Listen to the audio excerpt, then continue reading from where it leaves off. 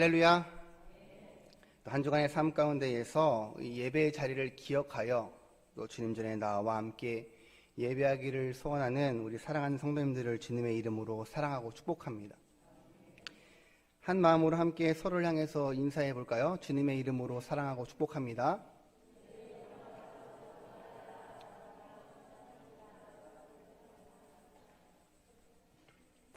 (2024년) 새해를 잘 시작하고 계시나요? 또 새해에 하나님께 올려드린 또 기도의 제목들과 또 각자 세운 또 삶의 계획들이 잘 지켜지고 계시기를 소원합니다. 이 연말 연시가 되면 마음에 어떤 말씀이 생각나세요? 또 어떤 마음을 품고 그 시간들을 새롭게 시작하시는지, 또 어떤 찬양이 또 머리와 입가에 맴돌고 있는지 좀 궁금합니다. 우리가 이 기도의 제목을 정하거나 새해 그 계획들을 세울 때에 우리가 악한 것을 계획에 세우지는 절대 그렇지는 않죠. 선한 하나님을 따라서 선한 일들을 행하려 우리는 애를 쓰고 있습니다.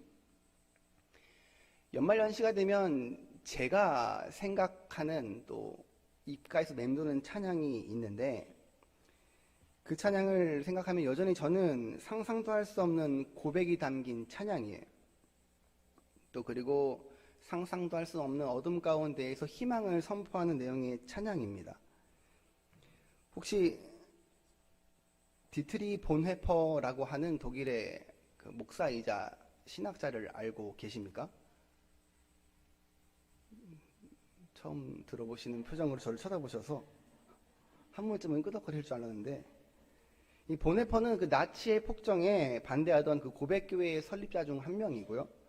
또 저는 보지 못했지만 그 영화 작전명 발키리로 좀 잘 알려진 그 히틀러 암살 미수 사건에 연루되었던 가담했던 주요 인사 중에 한 명이 이 본회퍼였습니다. 비록 저는 그의 신학적인 부분이나 그 했던 행동들을 전부 동의할 수는 없지만, 이 본회퍼 목사님이 독일 신학과 독일 교회에 큰 획을 그었고 또 큰 부분을 차지하고 있는 것에는 저는 절대 반대를 펼칠 생각은 없습니다. 그만큼 이 본회퍼 목사님이 되게 훌륭한 분이에요. 그런데 이 본회퍼가 히틀러 정권 당시에 이 독일이 혼란 가운데 있을 때에 이 마지막으로 있던 곳이 미국이었습니다. 독일에 들어왔다가 마지막으로 나간 곳이 미국이었는데, 그곳에서 안정된 본인이 원하는 그 목회할 수 있는 그 주어진 삶을 포기하고 이제 독일 자신의 고국 교회를 위하여서 귀국해서 또 독일 교회 투쟁에 참여하였다가 이제 결국에는 체포가 되었습니다. 그래서 마지막으로 이적되었던 곳이 그 플로센뷰르크 수용소라고 하는 곳인데, 이 본회퍼가 이 수용소에 갇혔을 때에 생활을 계속 하고 있다가 이제 이 플로센뷰르크 수용소를 연합군이 이제 해방시키기 불과 일주일 전에, 또 히틀러를 기준으로는 히틀러가 자살하기 3주 전에, 세계대전을 기준으로는 2차 세계대전이 독일이 항복하기 한 달 전에 결국 이 본회퍼 목사님은 교수형을 당했습니다. 근데 이제 그 생애에 대해서 업적에 대해서 말하려면 굉장히 길어요. 제가 대학원 때 발표 수업 가운데 저희 동기 목사님이 발표하는 걸 봤더니 이 본회퍼에 대해서 A4 36장을 정리했더라고요. 이 사람의 업적과 이제 일대에 대해서. 그만큼 이 분에 대한 얘기는 많습니다. 그래서 제가 오늘 말씀드리고자 하는 것은 제가 서두에 말씀드렸던 제가 연말연시가 되면 생각나는 찬양에 대한 이야기입니다. 이제 이 본회퍼 목사님이 수용소에서 자신의 죽음을 이제 알게 되었을 때에 이제 그는 마지막으로 자신의 어머니와 약혼자에게 편지를 쓰게 됩니다. 후에 이제 이 편지가 이제 공개되었을 때에 독일에서는 이 편지의 내용에 곡을 입혀서 노래를 만들게 되는데, 그것이 한국에서는 선한 능력으로라고 불리는 찬양이 됩니다. 그래서 저는 연말연시가 되면 이 찬양을 늘 생각하고 있어요. 그래서 어머니와 약혼자에게 보내는 생애 마지막 편지의 내용을 조금은 길지만 한번 제가 읽어 드리려고 합니다. 한번 우리가 어떻게 한 해를 시작해야 하는지 한번 생각해 보는 시간 되기를 축복합니다. 선한 능력에 언제나 고요하게 둘러싸여서 보호받고 위로받는 이 놀라움 속에 여러분과 함께 오늘을 살기 원하고, 그리고 여러분과 함께 새로운 한 해를 맞이하기 원합니다. 옛것은 여전히 우리의 마음을 괴롭게 하고 어두운 날들의 무거운 짐은 여전히 우리를 누르지만, 오 주님, 내몰려버린 우리의 영혼에게 주님께서 주신 구원을 주옵소서. 주님께서 쓰라리고 무거운 고통의 잔을 가득 채워 저에게 주셨으므로 저희는 그 잔을 주님의 선하고 사랑스러운 손으로부터 떨림없이 감사함으로 받습니다. 그럼에도 주님께서는 저희에게 이 세상에서 기쁨과 빛나는 햇빛을 주기 원하십니다. 그러기에 저희는 지나간 일들을 회상하며 저희의 생명을 온전히 주님께 맡깁니다. 주님께서 우리의 어둠을 밝히신 촛불은 오늘도 밝고 따뜻하게 타오르게 해주십시오.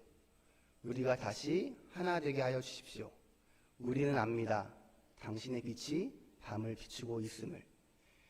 이제 저희 주변 깊은 곳에 고요가 편만할 때 저희 주변을 보이지 않게 에워싼 세상에 온전히 울려 퍼지는 소리를 저희들로 하여금 듣게 하옵소서. 주님의 모든 자녀들이 소리 높여 부르는 찬양을. 선한 능력에 우리는 둘러싸여 있으며 믿음으로 일어날 일들을 기대하고 있습니다. 하나님께서는 밤이나 아침이나 우리 곁에 계십니다. 또한 매일의 새로운 날에 함께 하십니다. 내용적으로 보았을 때 어떠세요? 이게 편지가 쓰여진 게 언제일까요?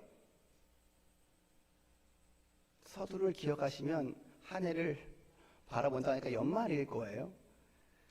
실제로 보네퍼가 처형당한 때는 이 편지를 쓰고 4개월이 지난 1945년 4월이라고 합니다. 그래서 제가 이 찬양을 또 이렇게 연말 연시가 되면 계속해서 입으로 흥얼거리면서 묵상하는 이유는 한 해를 맞이하면서 나는 어떤 마음으로 새로운 한 해를 맞이하고 있는가에 대한 생각을 계속해서 하게 되기 때문에 그래요. 말씀을 듣고 찬양을 올려드리며 기도하는 그 예배의 자리에서 제가 어떤 마음으로 그 예배를 드리기로 다짐하더라도 제가 이 편지의 내용을 묵상하게 되면 저는 한없이 부끄러워지고 만다는 사실입니다. 숙연해질 수밖에 없어요. 이분이 자신이 사랑하는 약혼자에게 보낸 이 편지의 내용을 보게 된다면 한 해를 맞이하는 것이 내가 죽음을 눈앞에 두더라도 두려워하지 않고 하나님을 찬양할 수 있는가, 이것에 대한 질문을 저에게 던지게 되면 저는 부끄럽습니다. 제가 서두에 이 목사님에 대한 그 신학적인 부분과 그가 행동한 행동들에 대해서 전적으로 다 동의할 수는 없다라고 말씀을 드렸지만, 이 보네퍼라고 하는 그 사람의 삶을 보게 되면 당시 부끄러웠던 독일 교회가 유일하게 자랑할 수 있는 것이 이 보네퍼 목사님이었다라고 평할 만큼 말씀에 충실한 삶을 살아간 사람이라고 합니다. 그럼 이제 오늘 말씀의 제목을 함께 한번 읽어보겠습니다. 함께 읽습니다. 시작. 말씀, 선한 일을 행할 능력. 다시 한번 읽어볼까요? 말씀, 선한 일을 행할 능력. 이 말씀부터가 제목이에요. 그래서 디모데후서 3장 16절 17절 말씀을 통하여서 하나님의 말씀이 우리에게 주시는 그 능력, 말씀의 능력을 깨닫는 시간 되기를 주님의 이름으로 축복합니다. 성경이라고 하는 것에 대해서는 제가 크게 설명을 드리지 않아도 수예배 시간에 여기 앉아 계시는 성도님들이시라면 성경에 대한 자신의 정의를 조금이라도 가지고 있을 정도로 신앙생활을 해오셨으리라 생각됩니다. 그런데 바울이 사랑하는 디모데에게 쓴 이 본문의 16절을 보면 바울은 성경에 대해서 이렇게 설명하고 있습니다. 모든 성경은 하나님의 감동으로 된 것으로 교훈과 책망과 바르게 함과 의로 교육하기에 유익하니. 아멘. 성경은 그냥 책은 아닙니다. 살아계신 하나님의 말씀입니다. 이것은 아무리 지식이 방대해지고 정보가 홍수처럼 차고 넘친다고 하더라도 변하지 않는 진리예요. 구약의 바벨탑 사건을 기억하는 우리는 사람이 얼마나 교만하여지는지, 또 사람이 얼마나 신에 닿고 싶어 하는지를 알 수 있는데, 저희는 성경의 무호성을 믿고 있지만 이제는 가장 뛰어난 지식의 시대를 살아서 그런지 성경이 뭐 틀릴 수도 있다라고 가르치는 신학교도 있고요. 또 어디에서는 예수 그리스도 외에 다른 구원이 있다라고 말하는 사람들도 있고, 이것이 우스갯소리인지 아니면 가슴 아픈 일화인지는 모르겠지만 신대원 졸업 논문에 어떤 학생이 예수 그리스도의 부활에 대한 그 내용을 잠깐 그 논문 가운데 언급했는데, 담당 교수가 그 논문을 이렇게 검토하면서 웃으면서 이렇게 이야기했대요. 아직도 예수의 부활을 진심으로 믿는 사람이 있나? 이 지식이 방대해지고 정보가 차고 넘치면서 사람이 지식적으로 교만해지니까 이제 하나님에 대해서 의심하기 시작한다는 사실입니다. 성경은 번역을 통한 오류는 있을 수 있습니다. 출판사의 실수로 성경책 안에 오타는 있을 수가 있어요. 하지만 하나님의 말씀인 성경은 1.1획도 변하지 않으며 오류는 없음을 믿음으로 고백하는 저와 여러분이 되시기를 주님의 이름으로 축복합니다. 그럼 성경이 하나님의 감동으로 된 성경은 어떤 특징이 있을까요? 말씀에는 교훈과 책망과 바르게 함과 의로 교육하기에 유익한 특징이 있다고 말하고 있습니다. 하나님의 감동으로 되었다 그래서 예술가들이 영감을 받아서 창작 활동을 하는 것처럼 그런 영감을 말하는 것은 아닙니다. 이 영감은, 이 감동은 하나님의 성령을 불어 넣어주신 것이에요. 이에 대해서 또 다른 성경에서 바울은 이렇게 말씀하고 있습니다. 함께 베드로후서 1장 20절, 21절을 읽어보겠습니다. 함께 읽습니다. 시작. 먼저 알 것은 성경의 모든 예언은 사사로이 풀 것이 아니니 예언은 언제든지 사람의 뜻으로 낸 것이 아니요 오직 성령의 감동하심을 받은 사람들이 하나님께 받아 말한 것입니다. 아멘. 이 바울은 이 젊고 어린 제자 디모데에게 이 무거운 목회의 책임을 맡기기는 하였지만 무책임하게 떠넘긴 것은 아니었어요. 그래서 본문 바로 앞에 15절을 보면 구원에 이르는 지혜가 있게 하는 이 성경의 지혜를 그 성경의 지혜를 가진 디모데가 목회를 할 때에 성경에 위탁하고 성경에 의지하리라고 바울은 확신했고요. 그리고 그가 그렇게 사역할 때 하나님께서 디모데에게 필요한 모든 것들을 채우시리라고 바울은 믿고 있었습니다. 성경은 하나님의 감동으로 된 것이니까 디모데가 전도하며 사역할 때에 그 말씀 붙들고 나아간다고 한다면 하나님의 진리를 믿는 자들을 가르치는 교훈이라든지 죄를 범한 사람들을 책망하는 일이라든지 실수한 사람들을 바르게 하는 일이라든지 또 새롭게 예수를 믿게 되는 사람들을 하나님의 길로 인도하는 의로 교육하는 일이든지 이 하나님의 말씀은 모든 일에 유익한 것이니까 디모데에게 이 말씀을 의지하고 사역해라 라고 바울은 이야기하고 있는 것입니다. 우리가 어떤 일들을 감당할 때에 의지하고 있는 것이 무엇이 있는가 생각한다면 어떤 것들이 있으세요? 내가 어떤 일을 진행할 때에, 시작할 때에 내가 의지하려고 하는 가장 첫 번째 되는 것이 무엇입니까? 그것이 하나님의 감동을 받아 기록된 말씀이라고 고백하는 복된 삶이 되기를 주님의 이름으로 축복합니다. 그 말씀이 우리를 어떻게 해주는지 17절을 함께 읽어보겠습니다. 본문 17절입니다. 시작. 이는 하나님의 사람으로 온전하게 하며 모든 선한 일을 행할 능력을 갖추게 하려 함이라. 아멘. 새 번역에는 이렇게 나옵니다. 성경은 하나님의 사람을 유능하게 하고 그에게 온갖 선한 일을 할 수 있게 하는 것입니다. 아멘. 온전하다 안에 유능하다라는 뜻이 포함되어 있는 것 같죠. 16절에 나오는 교훈과 책망과 바르게 함과 의로 교육하는 그 모든 요구들에 대하여서 성경은 하나님의 사람에게 완전하고 유능하고 숙달되게 대처할 수 있는 능력을 준다는 사실을 믿으십니까? 그 모든 능력을 주는 게 성경이라고 믿으세요?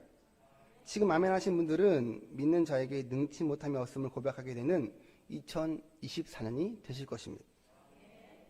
제가 오늘 가장 집중하고 싶은 단어가 있는데요. 바로 선한이라고 하는 단어입니다.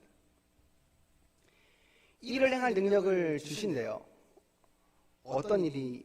어떤 일을 행할 능력을 주십니까? 선한 일이에요. 어떤 일이 선한 일일까요?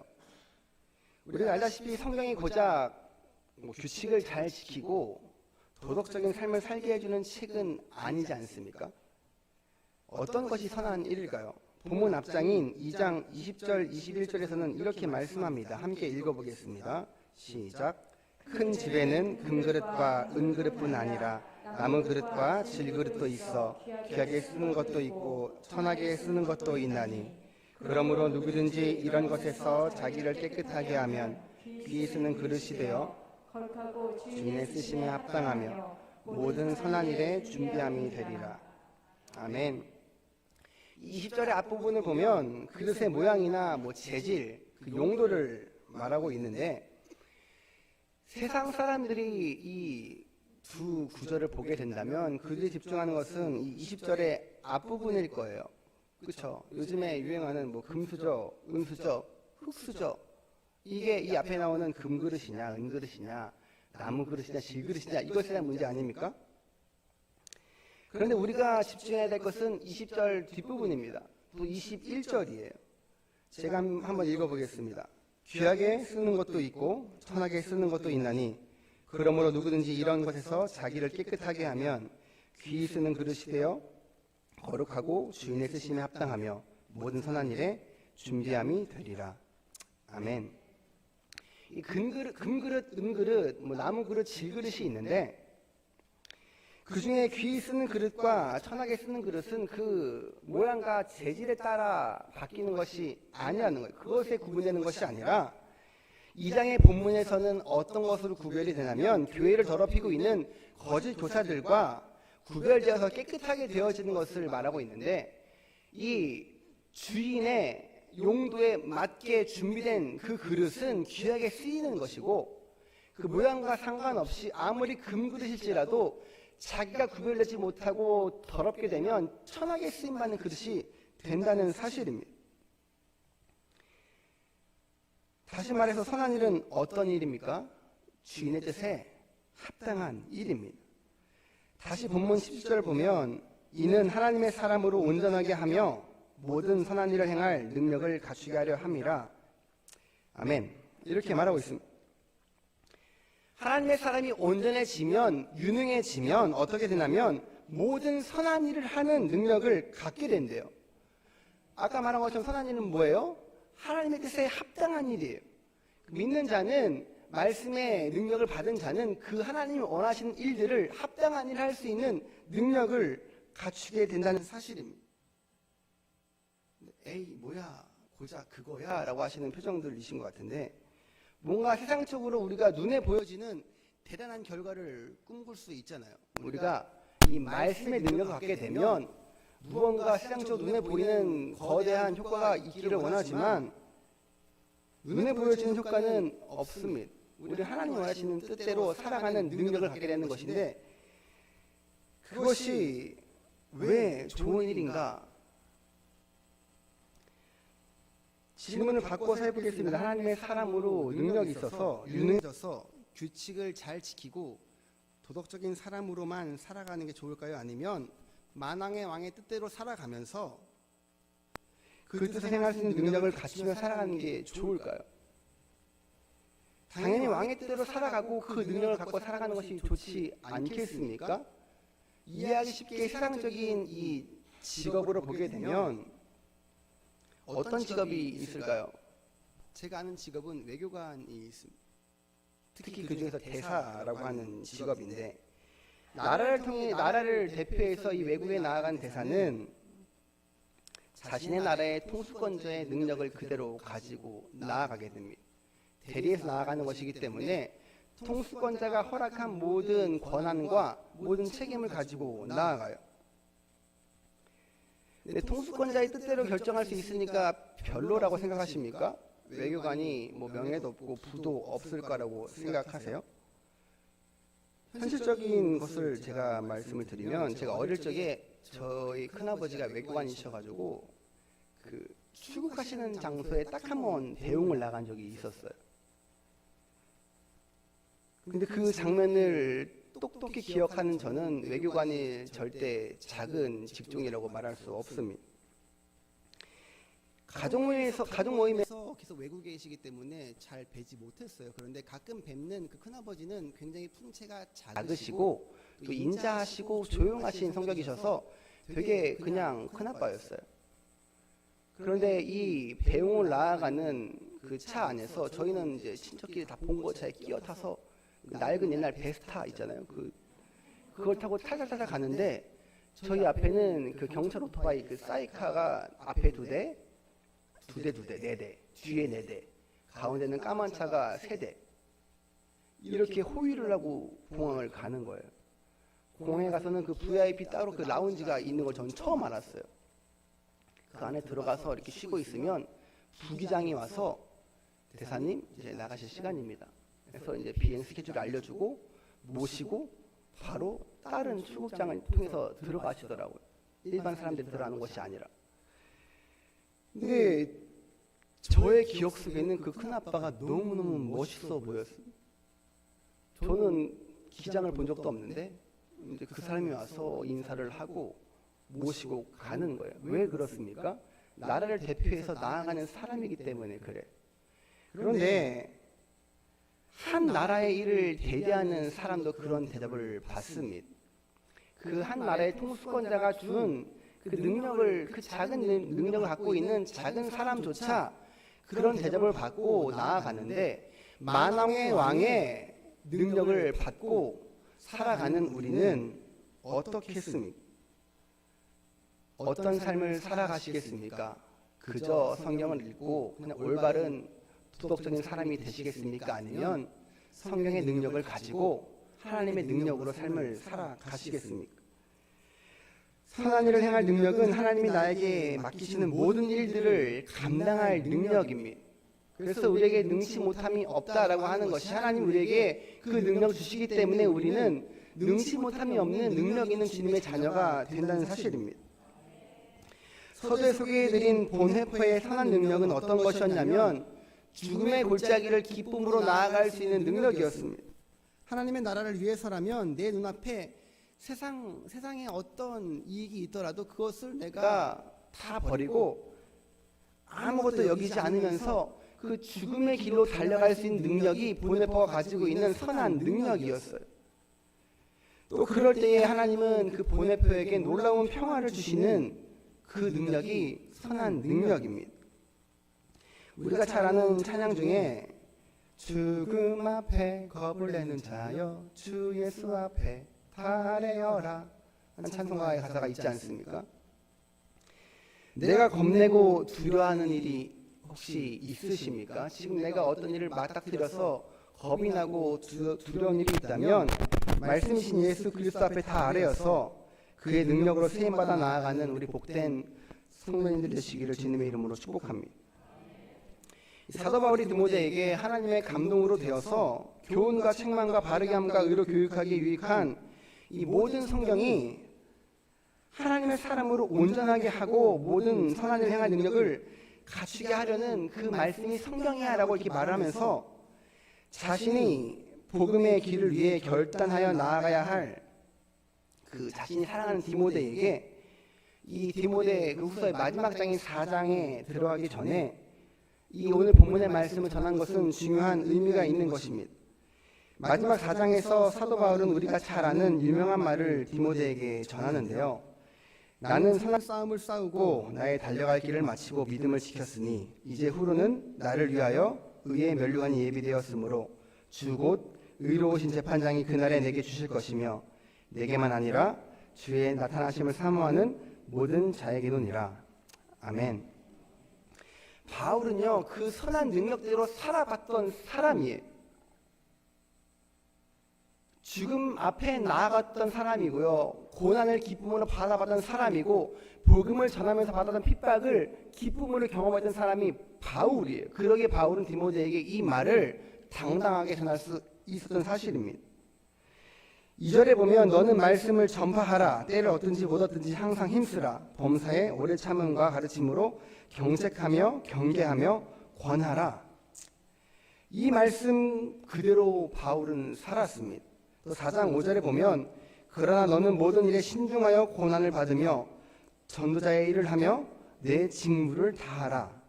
아멘. 바울이 다 문자 그대로 살아왔던 삶이 지금 이 본문 가운데 나오는 삶입니다.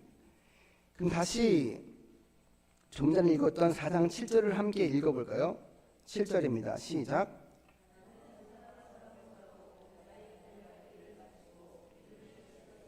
아멘. 어떤 나무에 눈이 가십니까? 센스 있으세요? 선한. 지금까지 들은 오늘의 말씀을 바탕으로 보면 선한 싸움은 어떤 싸움일까요? 하나님의 뜻에 합당한 싸움. 하나님이 기뻐하시는 싸움. 물러서기를 원하지 않으시고 부딪혀 나아가기를 원하시는 싸움이 선한 싸움입니다. 바울은 그 싸움을 자기가 싸우며 살아와 봤기 때문에 디모데에게 내가 이제 모든 길을 마치고 봤더니 나에게 이 면류관이 주어져 있어. 디모데야, 너도 앞으로 이 선한 싸움을 싸우며 나아가야 할 텐데 그때 무엇을 의지해야 되냐면 이 말씀을 의지하고 나아가야 해. 성경을 의지하고 나아가야 해. 하나님이 원하시는 그 합당한 싸움을 싸워 나아가려면 내가 살아보니까 싸워보니까 말씀을 붙들고 나아가야지 의의 면류관을 준비하신 주님을 만날 수가 있어. 너도 어서 여기까지 오렴. 바울은 디모데에게 이 말을 전하고 있다는 사실입니다. 하나님이 원하시는 싸움을 싸우게 되면요, 우리가 이길 수밖에 없는 싸움을 우리는 싸우게 되는 것입니다. 왜냐하면 이미 그 싸움에 대한 승리는 주님이 이루셨기 때문에 그래요. 보장된 승리를 위하여 싸우는 우리가 되기를 축복합니다. 그러면서 바울이 디모데에게 이제 네가 너의 직무를 다해야 해. 말씀을 전할 때에 너에게 고난이 주어지면 고난을 기쁘게 받아라고 전하고 있는데 이 바울의 음성을 우리도 함께 듣기 원합니다. 한 해를 시작하는 가운데에 우리가 기도로 준비하고 또 계획을 세우며 나가는 삶의 그 시간들 가운데에 어려운 순간은 분명히 찾아옵니다. 늘 평안할 수는 없어요. 우리에게 평안이 주어지는 이유는 고난을 준비해야 되기 때문에 그렇습니다. 그럼 우리는 이 주어진 평안한 시간 가운데에 우리 앞에 다가올 그 선한 싸움을 어떻게 준비하고 있으십니까? 바울이 디모데에게 이야기한 그 선한 싸움을 싸우며 나아가야 하는, 하나님이 원하시는 합당한 그 싸움을 싸우며 나아가야 하는 그 싸움에 하나님께서 주시는 선한 능력을 우리는 삼으며 나아가야 하는데 그 선한 능력을 구하셨습니까? 혹시 그렇지 않으시다면 이 시간 그 능력을 구하는 저와 여러분 되시기를 주님의 이름으로 축복합니다. 말씀을 정리하겠습니다. 한 해를 시작하는 데에 혹시 말씀이 너무 무거웠습니까? 아니죠. 선한 일을 행한 능력이 있는 우리에게는 이 말씀은 무겁지 않습니다. 왜냐하면 그 능력을 주신 이가 하나님이시기 때문에 그렇습니다. 디모데에게 편지를 쓰는 바울이나 그 바울의 마음으로 편지를 쓴 그 보네바 목사님처럼 저도 같은 마음으로 준비한 말씀입니다. 2024년 말씀의 능력이 가득한 권능교회가 되기를 축복합니다. 또 우리 모두가 되기를 축복합니다. 목사님이 말씀하시는 부흥하는 교회는 이런 말씀의 능력이 살아있는 교회잖아요. 말씀의 능력이 살아있으면 기도가 끊이지 않습니다. 감사의 찬양이 넘쳐나는 교회가 될 것입니다. 올 한 해 말씀이 알무로 그치지 않고 삶으로 이어지는 우리 모두가 되어서 하나님의 뜻에 합당한 삶을 살아가는 능력 있는 주의 성도가 되기를 주님의 이름으로 간절히 축복합니다.